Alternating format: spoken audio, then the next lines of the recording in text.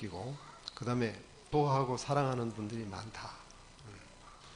그리고 예배 시간에 이렇게 봉사하는 것이 그렇게 쉽지 않습니다. 집에서 이 시간을 위해서 준비하고 기도하고 정기적으로 꼭 이렇게 봉사하는 게 쉽지 않은데, 그건 음악을 사랑하기 때문입니다. 또 교회를 사랑하기 때문입니다. 또 하나님을 사랑하기 때문입니다. 이렇게 내가 가진 달란트를 주를 위해서, 교회를 위해서 봉사할 때 하나님께서 은혜를 주시고 또 영적으로 성장케 해주시는 겁니다. 우리 각자가 하나님께로부터 받은 달란트가 다르지만 그것을 주를 위해서, 교회를 위해서 봉사할 때 나는 모르지만 나도 모르게 하나님께서 내 심령 속의 역사에서 영적인 축복을 주시는 겁니다. 자라나는 믿음 갖게 해주시는 겁니다. 그래서 우리 마석교회 교우님들이 이제 새 교회 아름답게 이렇게 해놨으니 이 분요한 세상 가운데서도 하나님을 사랑하고 교회를 사랑하면서 더욱더 봉사하는 우리 성도들이 되시기를 바랍니다. 오늘 저녁 성경 말씀 빌립보서 3장에 있는 말씀을 보겠습니다. 빌립보 3장 10절부터 봉독하겠습니다.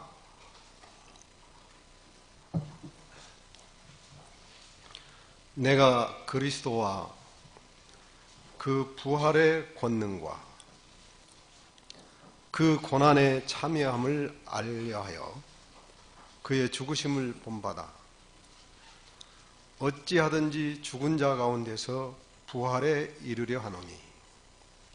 12절 내가 이미 얻었다 함도 아니요 온전히 이루었다 함도 아니라 오직 내가 그리스도 예수께 잡힌 바 된 그것을 잡으려고 쫓아가노라. 형제들아, 나는 아직 내가 잡은 줄로 여기지 아니하고 오직 한 일, 즉 뒤에 있는 것은 잊어버리고 앞에 있는 것을 잡으려고 푯대를 향하여 그리스도 예수 안에서 하나님이 위해서 부르신 부르무상을 위하여 쫓아가노라. 에베소서와 또 빌립보서, 골로새서, 빌레몬서, 이 네 권의 서신을 옥중서신이라고 합니다. 왜 이 서신을 옥중서신이라고 하느냐? 바울이 감옥 안에서 이 서신들을 기록했기 때문입니다. AD 61년에서 62년까지 바울이 로마의 지하 감옥에 갇혔을 때 교회를 위해서 감옥 안에서 기도하다가 성령의 감동하심을 입어 이 네 권의 서신을 기록했습니다. 빌립보서는 AD 62년경 네 권의 서신 중에 맨 나중에 기록한 책입니다. 이 빌립보서의 주제는 두 가지입니다. 하나는 복음이고 또 하나는 기쁨, 기뻐하라입니다. 그래서 빌립보서를 보면 복음이라고 하는 단어가 많이 나오고 기쁨, 기뻐하라 이 단어가 또 많이 나옵니다. 대표적인 성경 구절 하나씩만 보겠습니다. 빌립보 1장 27절 말씀 보면 오직 너희는 그리스도 복음에 합당하게 생활하라. 오직 너희는 그리스도 복음에 합당하게 생활하라. 그 다음에 빌립보 4장 4절 말씀 보면 주 안에서 항상 기뻐하라. 내가 다시 말하노니 기뻐하라.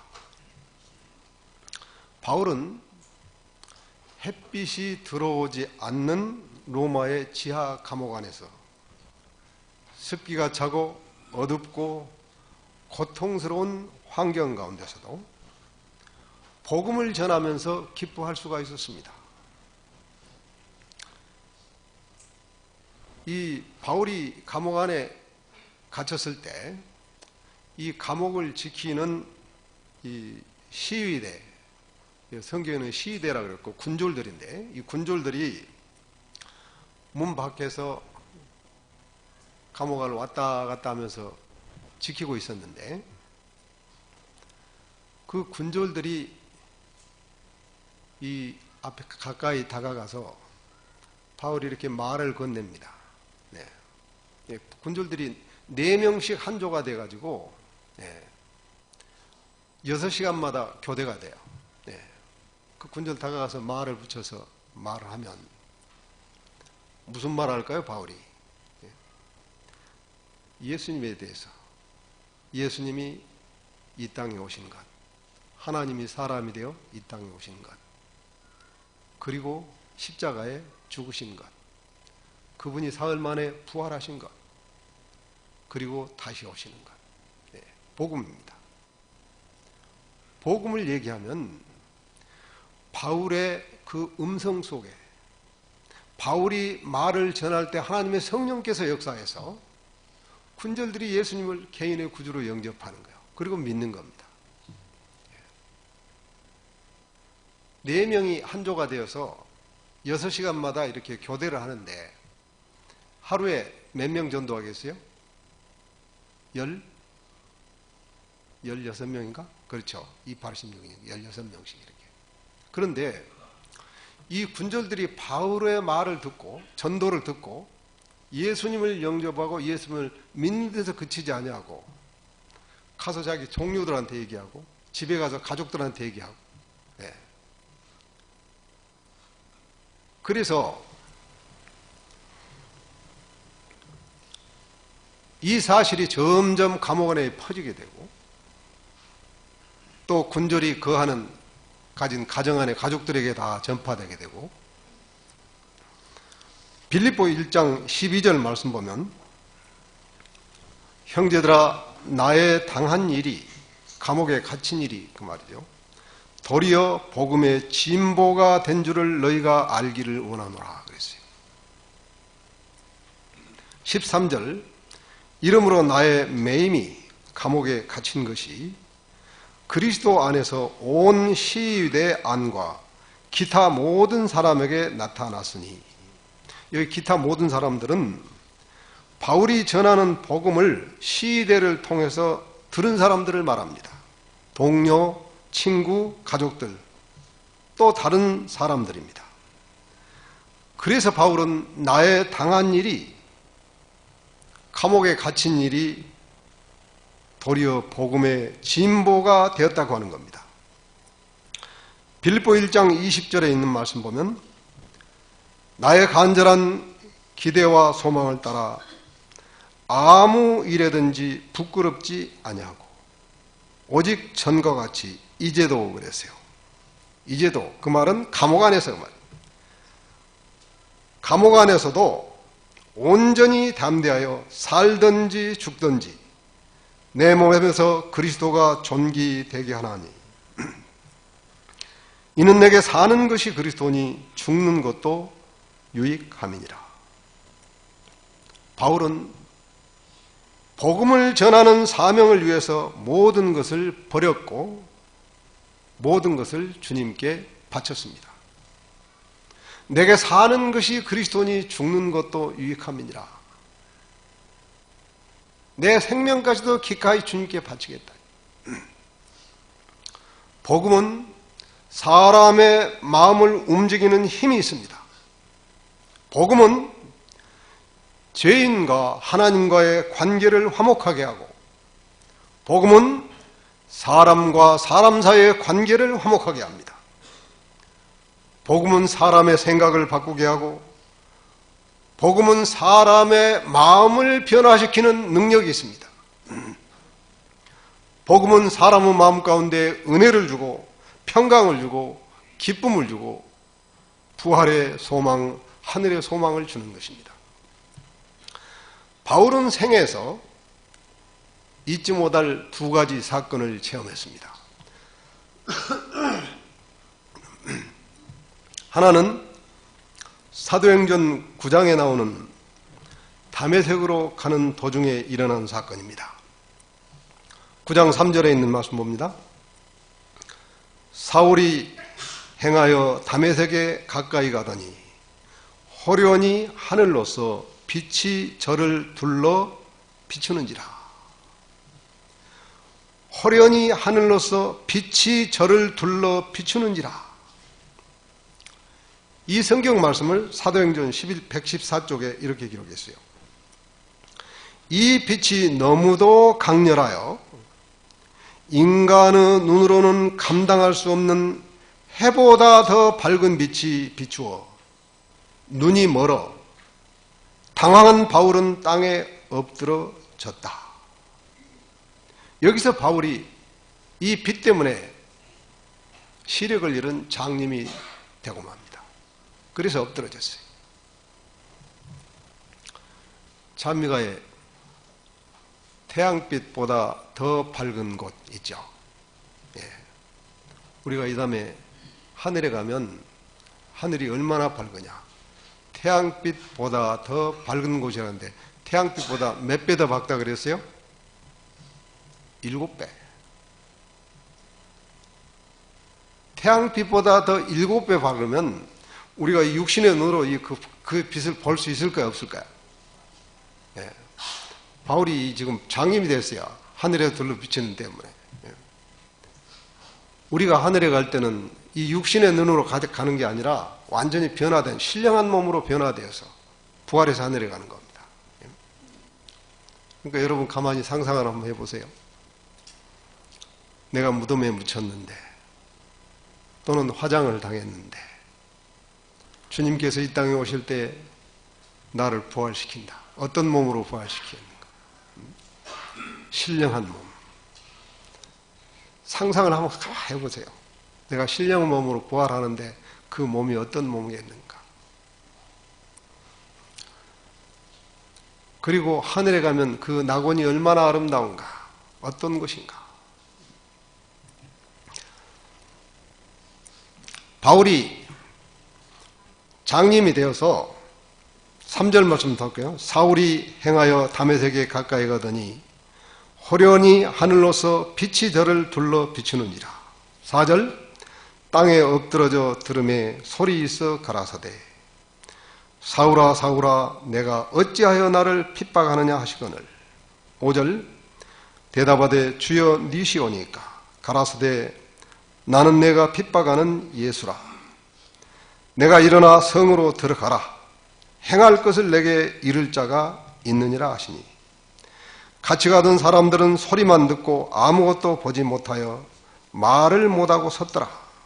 8절 사울이 땅에서 일어나 눈은 떴으나 아무것도 보지 못하고 사람 손에 끌려 다메섹으로 들어가서 9절 사흘 동안을 보지 못하고 식음을 전폐하니라. 바울이 장염되어서 다른 사람 손에 이끌려서 다메섹에 들어갔는데 사흘 동안을 보지 못하고 식음을 전폐하니라. 사울은 이 충격적인 사건을 겪으면서 장님이 되어서 3일 동안을 금식하면서 뭘 했을까요? 기도했겠죠. 기도. 예? 무슨 기도를 했을까요? 예? 깊고 깊은 참회와 회개의 기도였습니다. 지금까지 내가 무엇을 해왔는가를 알게 됐어요. 예수 먼저를 예루살렘에서 잡아가두고 죽이는 데 앞장섰어요. 그것이 하나님께 충성인 줄 알았어요. 그런데 중죄인으로 십자가에 처형당한 예수가 부활해서 나타났다고요. 자기 이름을 부르는 거예요. 사울아 사울아 내가 어찌하여 나를 핍박하느냐. 나는 내가 핍박하는 예수라. 하늘빛으로 장님이 돼서 자기가 지금까지 하나님께 충성인 줄 아는데 내가 지금 해온 일이 뭔가를 깨달았단 말이에요. 예루살렘에 있는 초대교회를 박살을 냈고 스데반을 돌로 쳐 죽이는데 앞장섰던 사울이었습니다. 이렇게 하는 것이 하나님께 충성인 줄만 알았어요. 하나님께서는 돌에 맞아 피투성이가 되어서 죽어가는 스데반에게 하늘의 영광을 보여주시면서 죽음을 이기는 은혜를 주셨습니다. 그래서 사도행전 7장 55절 말씀 보면 스데반이 죽어갈 때 어떻게 죽었느냐. 스데반이 성령이 충만하여 하늘을 우러러 주목하여 하나님의 영광과 및 예수께서 하나님 우편에 서신 것을 보고 말하되 보라 하늘이 열리고 인자가 하나님 우편에 서신 것을 보노라 한대. 죽음을 이길 수 있는 하늘의 영광을 보여주신 겁니다. 사도행전 100쪽에는 이렇게 기록되어 있어요. 스데반의 죽음은 교회에게는 견디기 어려운 시련이었지만 스데반의 신앙과 지조 그리고 그 용모에 머물렀던 영광은 천사와 같은 얼굴을 죽었다 그랬어요. 천사와 같은 얼굴은 사울의 양심을 일깨우는 결과를 가져왔다. 사울이 장림되어서 스데반을 생각했어요. 스데반. 그 죽어가면서도 긴 설교를 하고 죽어가면서도 천사와 같은 스데반의 얼굴. 그 모습이 사울의 양심을 일깨웠다 그랬어요. 사울이 3일 동안 금식하면서 깊고 깊은 회개의 기도를 하나님께 드렸을 때 주님께서는 아나니아를 사울에게 보내서 안수 기도를 하게 합니다. 그래서 사울의 눈에서 비늘 같은 것이 벗겨지면서 다시 보게 되었어요. 새 사람이 된 겁니다. 새로운 영적 눈을 뜬 겁니다. 사도행전 122쪽에 이렇게 기록되어 있습니다. 아나니아는 그리스도의 대리자로 사울의 눈을 만졌다. 그리고 그가 그리스도의 이름으로 기도할 때 사울은 성령을 받았다. 사울이 죄를 용서함 받고 성령 받았으니까 죄 용서함 받았죠. 그죠?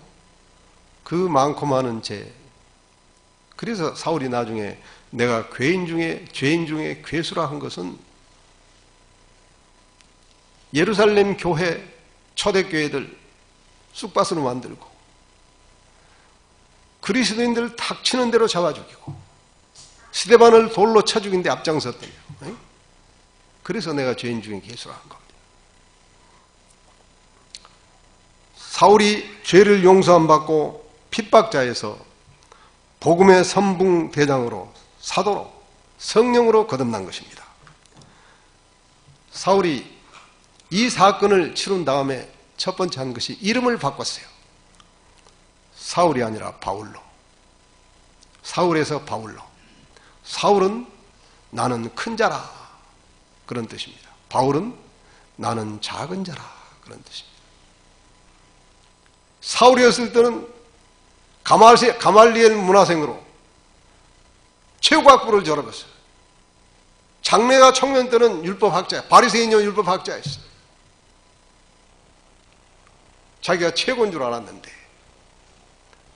그런데 예수 그리스도를 만난 다음에 부활하신 주님을 만난 이후로 나는 큰 자가 아니요 바울이요 가장 작은 자다. 그래서 이름을 바꾼 겁니다. 바울은 이름뿐만 아니라 정반대의 사람으로 핍박자 사울에서 사도 바울로 바뀐 것입니다. 바울의 생애에서 이 사건은 잊을 수 없는 생애의 진로를 완전히 바꾸는 그런 경험을 하게 된 겁니다. 바울이 잊을 수 없는 또 하나의 사건은 무엇이냐? 고린도후서 12장 1절부터 4절에 있는 말씀 봉독하겠습니다.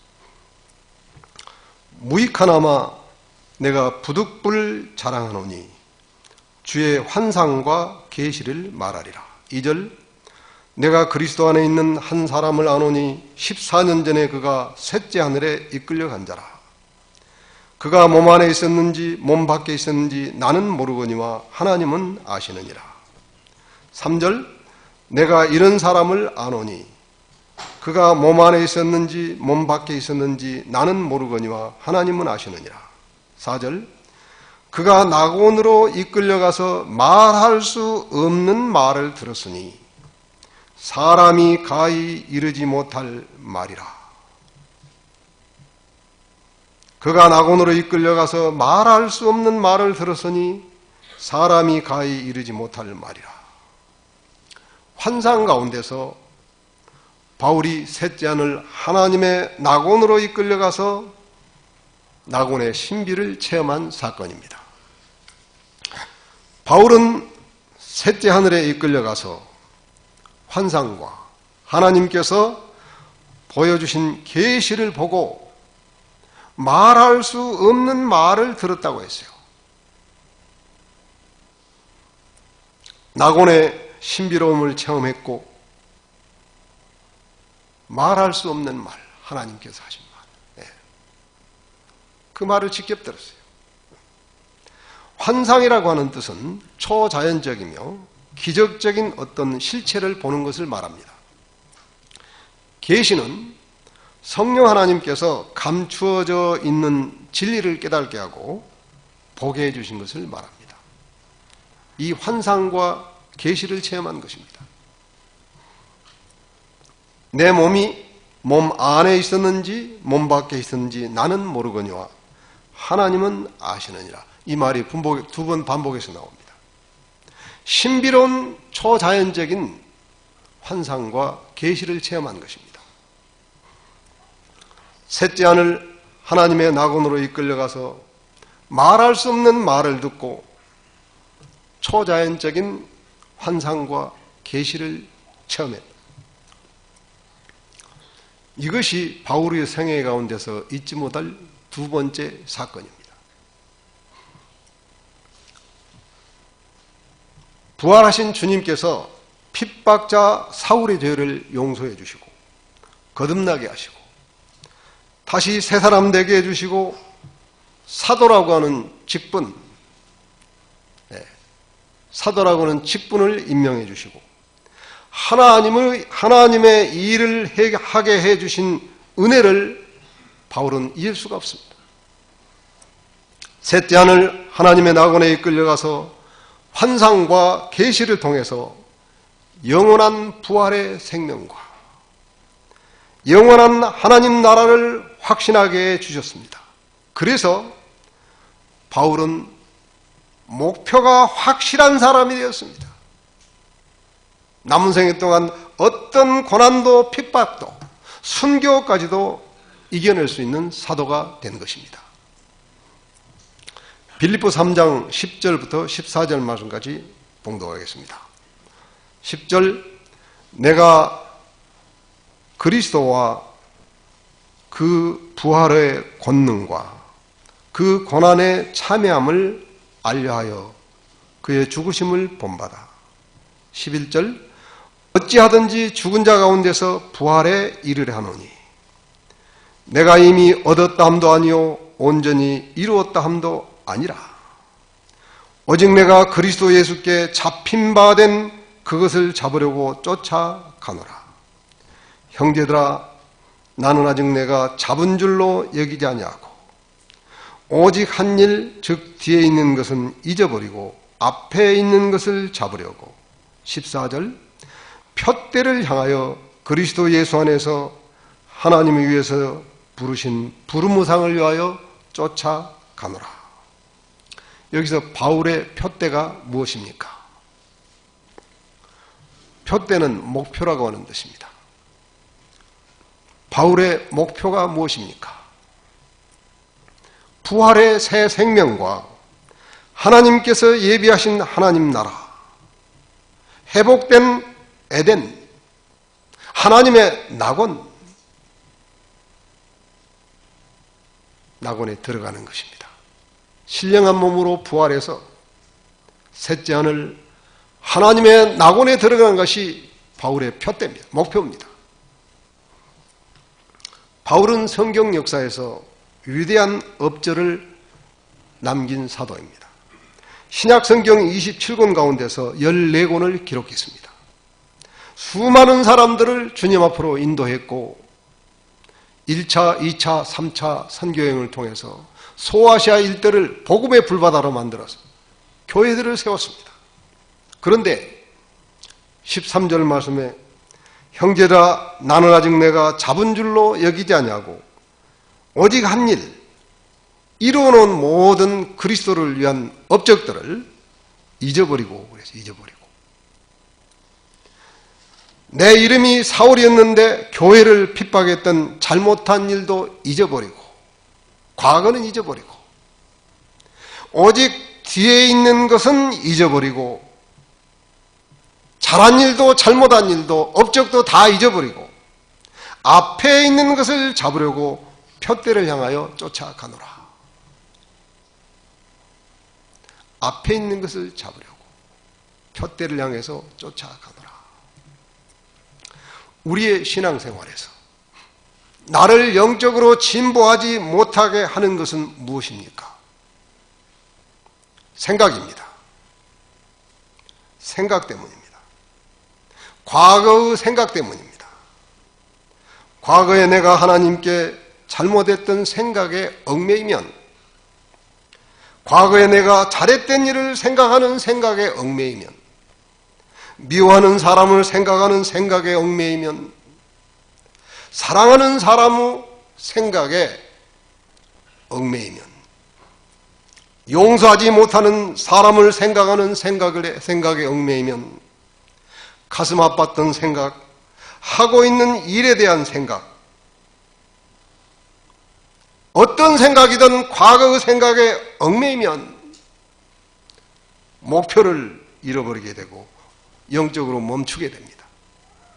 그러다가 퇴보합니다. 멈춰 있다가 잘못하면 퇴보합니다.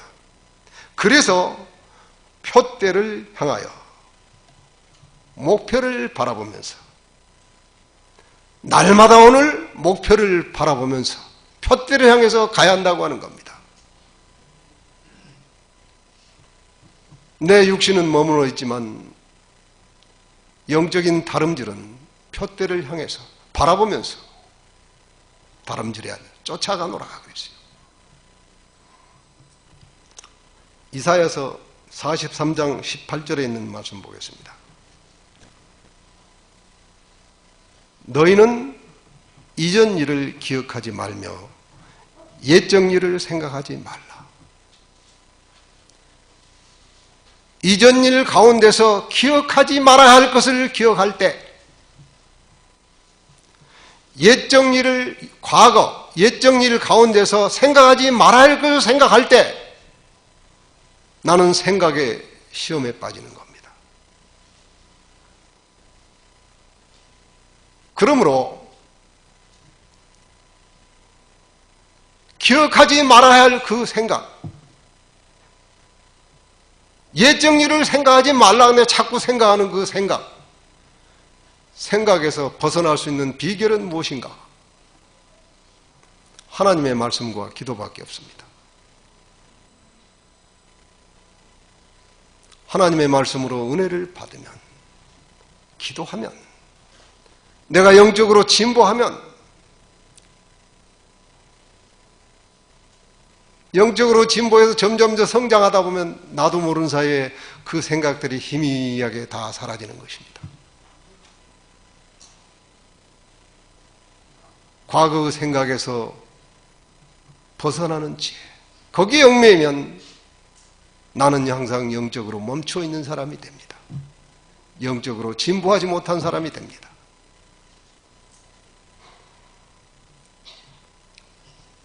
그래서 바울은 오직 한 일, 즉 뒤에 있는 것은 잊어버리고 잘한 일도 잘못한 일도 잊어버리고 날마다 오늘 표대를 바라보면서 목표를 향해서 쫓아가노라. 14절에도 쫓아가노라고 하는 그 단어가 또 나옵니다. 두 번 반복해서 있습니다. 표대를 향해서 하나님이 위에서 부르신 부르무상을 위하여 쫓아가노라. 앞에 있는 표대가 무엇인가? 주님께서 이 땅에 오실 때 변화시켜주시는 신령한 몸, 부활의 몸입니다. 그리고 바울이 환상 중에 가보았던 셋째 하늘, 하나님의 낙원입니다. 이것이 우리의 표대입니다. 바울의 표대이며 우리의 표대입니다.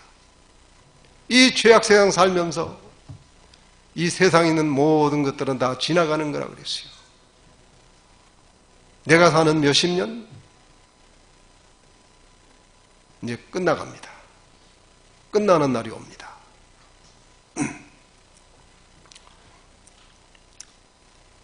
지난 4월 7일 날 봉드리 교회가 장례식을 치렀어요. 근데 참 마음 아픈 장례식이에요. 에덴 요양병원에 근무하는 간호사인데 나이가 43입니다. 근데 나이 많으신 부모님 그리고 남자 동생이 있는데 40이 됐어요. 근데 아직 결혼 안 했어요. 참 착하고 성실한 청년인데. 근데 직장암에 걸렸어요. 아마 걸린 지가 한 2년쯤 되나 2, 3년 되나. 그래서 오랜 전이가 돼가지고 다른 장기로 전이가 돼서 투병 생활을 하면서 아파도 요양병원에서 계속 그 간호부장님이 참 좋으신 분이에요. 일하기 위해서 계속 일을 하고 죽기 얼마 전까지 일을 했어요. 근데 한 몇 달 전에 안실학교 교장을 하는데 에덴 요양병원 식당에 그 팥빵 아주 좋은 것이 와가지고 그걸 2상자를 사가지고 안실학교 순서를 쓰면서 교인들에게 어린 아이부터 어른들, 노인들까지 다 이렇게 넉넉하게 먹이더라고요. 한 개씩만 먹인 거예요. 2개, 3개, 4개. 저도 팥빵을 좋아하는데 그거 줘가지고 저도 3개나 먹었습니다. 근데 저는 팥빵을 먹으면서 이 민영춘 이 간호사의 마음을 먹었어요. 자기가 갈 날이 얼마 남지 않는 걸 알고 교인들에게 먹이고 또 건축 공부를 하는데 생활이 넉넉지도 않은데 또 병원 투병세 하는데 돈이 많이 들어가는데 사랑하는 어머니하고 동생을 1년 좀 넘는 전부터 교회로 인도했어요. 교회로 엄마하고 동생이 안 나왔는데 겨울에 교회 나와가지고 그 동생은 집사가 됐습니다. 올해.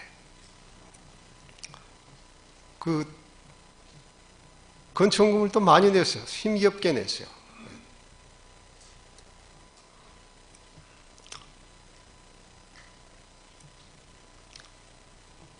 그래서 마지막 투병생활 하다가 잠들어서 춘천 그 화장하는 데 가서 화장을 해서 이제 그 가족묘 앞에다가 이제 상자를 해서 묻었어요.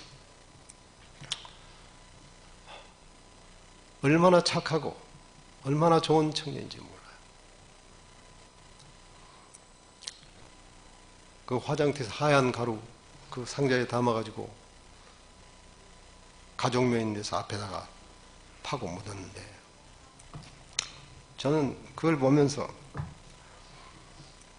참 그 아버지가 교회 안 나오셨는데 이번 안식일에 교회를 나왔어요. 그래서 저하고 이제 성경 공부를 했습니다. 나이가 나하고 비슷해가지고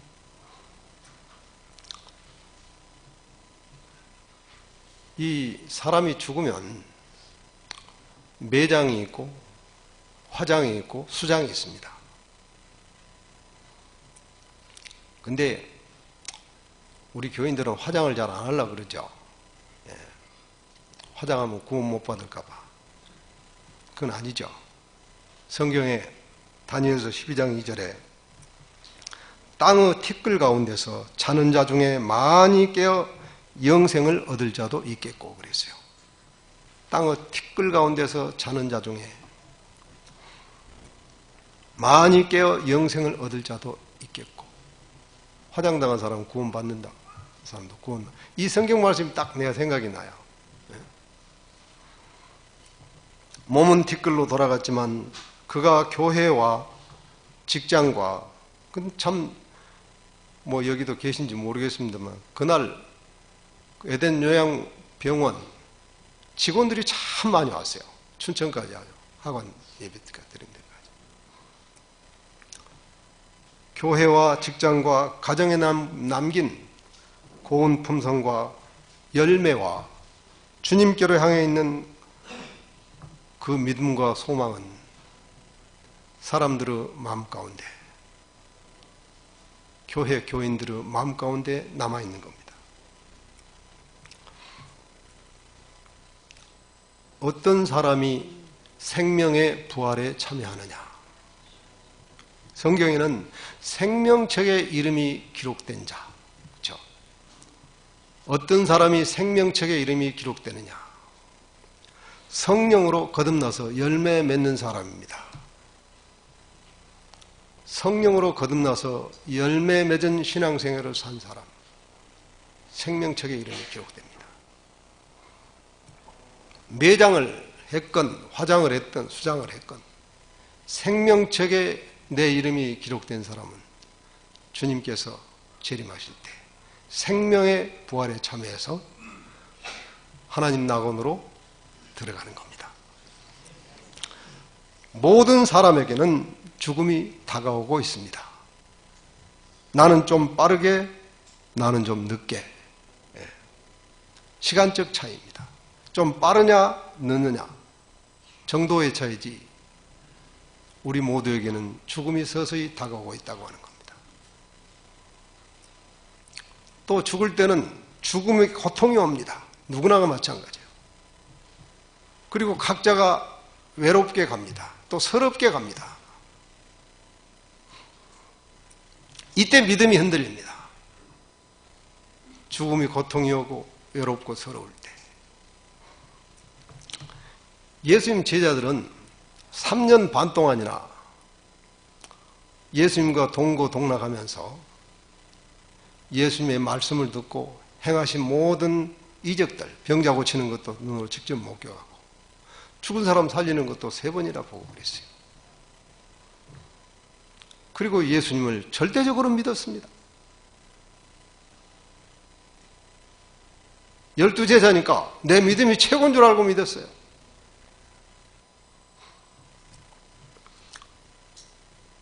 그런데 내가 정말 예수님을 잘 믿은 줄 알았는데 그 믿음의 실체가 언제 드러났느냐? 예수님 잡히셔서 십자가 지고 죽음으로 가는 길에, 골고다 언덕 올라가는 길에 제자들은 믿음의 실상이 드러났어요. 다 도망갔어요. 수제자 베드로는 어떻게 했습니까? 생명의 위협 앞에서 모른다고 3번 부인했습니다. 12제자 가운데서 제일 잘 믿는다고 하면 베드로가 그랬어요. 나머지 제자들도 어떻게 했습니까? 언제 이 제자들의 믿음이 달라졌느냐, 회복됐느냐?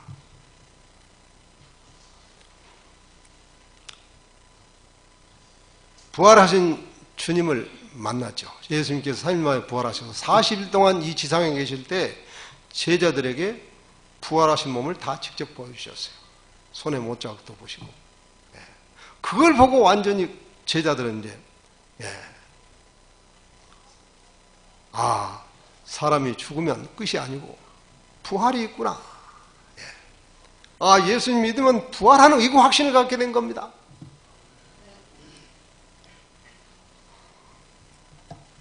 그래서 40일 있다가 예수님 승천하신 거 보고 마가의 다락방에서 몇 명이 모였어요? 120명이 모였죠. 120명이. 그때 그들의 불신을 자백하고 연약한 믿음을 자백하고 120명이 내가 너보다 낫다 하고 그런 게 있었지만 이때는 마음을 같이하여 전혀 기도하기에 힘썼다 그랬어요. 각자 자기의 불신을 자백하고 마음을 같이하여 전혀 기도하기에 힘썼다. 그때 성령 하나님께서 성령이 불우혀처럼 각 사람의 머리 위에 임했다고 했습니다. 성령 받은 제자들이 성령으로 거듭났을 때 그들은 능력의 사도가 됐습니다. 확신의 사람이 되었어요. 부활의 확신, 영원한 하늘 본향에 대한 확신, 하나님 나라에 대한 확신, 그리고 삶의 목표가 뚜렷한 제자들이 됐어요. 그래서 그 제자들은 복음을 전하면서 핍박이나 고난이나 죽음을 두려워하지 않고 모두가 다 순교를 당했습니다. 바울의 최후는 어떠했습니까? 바울의 마지막 AD 63년경에 바울이 로마의 감옥에서 풀려나서 제4차 전도 여행을 떠나게 됩니다. 이 여행 기간 동안에 디모데 전서와 디도서를 성령의 감동으로 기록하고 AD 67년경 네로 황제 치하 때 다시 체포되어 로마 감옥에 갇히게 됩니다.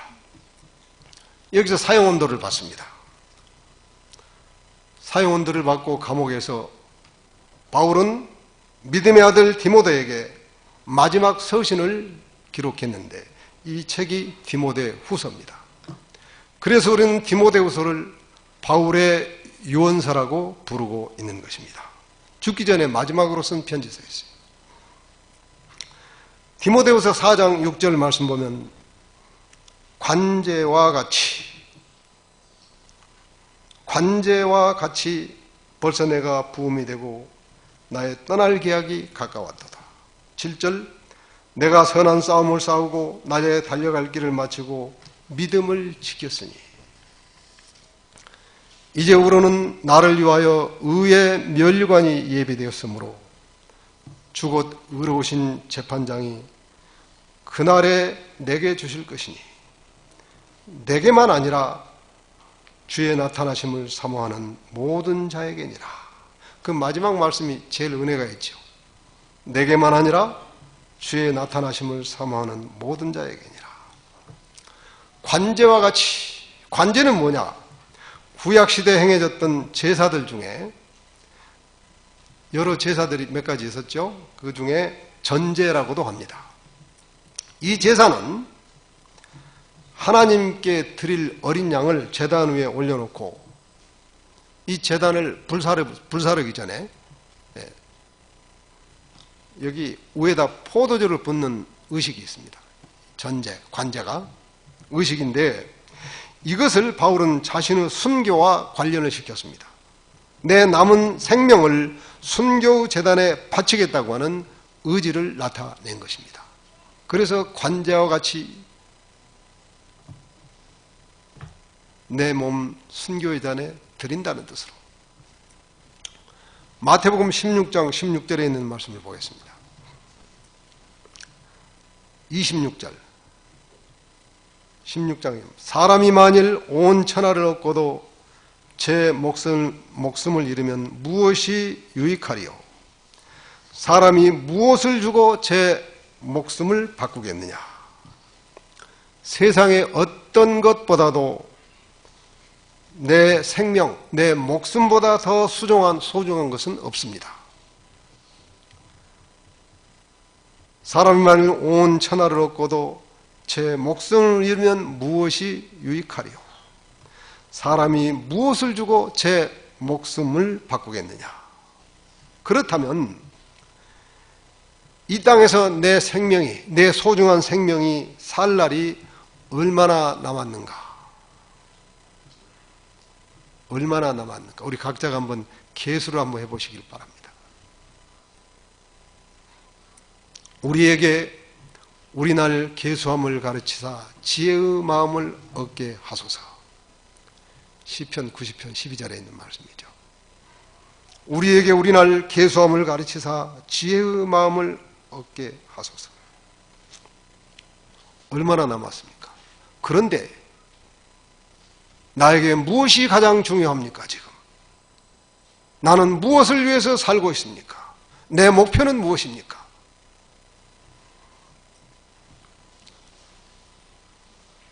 우리의 목표는, 우리의 삶의 목표는 신령한 몸으로 부활해서 새하늘과 새 땅, 하나님의 낙원에 들어간 것보다 또 다른 목표가 있어서는 안 됩니다.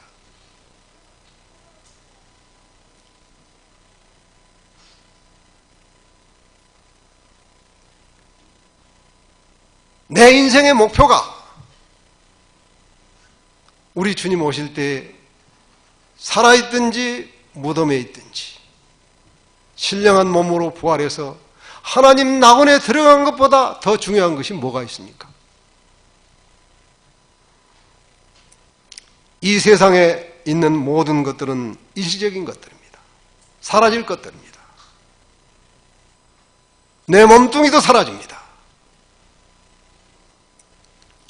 고린도 후서 4장 18절에 우리가 주목하는 것은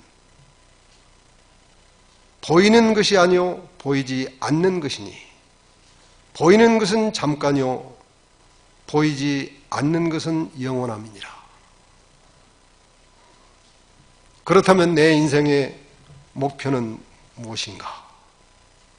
바울의 목표가 우리 모든 마석교회 성도들의 목표가 되시기를 바랍니다. 이것이 복음의 능력이요 말씀의 능력입니다. 잠깐 있다가 사라질 세상 것에 헌눈 팔지 말고, 그것은 목표가 아닙니다. 내가 살아가는데 잠시 필요한 것입니다. 내 인생의 둯더리를 분명히 하고 바울처럼 오직 한 일 뒤에 있는 것은 잊어버리고 과거의 생각에 얽매여서 멈춰 있지 말고 날마다 오늘, 오늘은 항상 날마다 오늘입니다. 날마다 오늘 하루를 시작하기 전에 부활의 새 생명과 하나님의 낙원을 바라보면서 말씀과 기도와 말씀대로 순종하는 좁고 협착한 이 좁은 길을 가면서 내 겉사람은 후패하나 내 속사람은 날로 새로워져가는 여러분과 제가 되시기를 바라면서 오늘 말씀을 마치겠습니다. 기도하겠습니다. 자비로우신 하늘에 계신 우리 아버지, 안식일을 주셔서 감사합니다. 이 안식일에 우리 심령에 은혜와 평강을 주시고 우리의 마음 눈을 밝혀주셔서 부활의 새 생명과 하늘 본향을 바라보는 영적 눈을 뜨게 하여 주시옵소서. 이것이 우리의 남은 생애 동안 목표가 되게 하시고 주 안에서 말씀과 기도와 말씀대로 순종하면서 좁은 길 함께 계속해서 가는 우리 마석교회 모든 성도들이 될 수 있도록 축복하여 주시옵기를 우리 주 예수 그리스도 이름으로 간절히 기도드립니다. 아멘.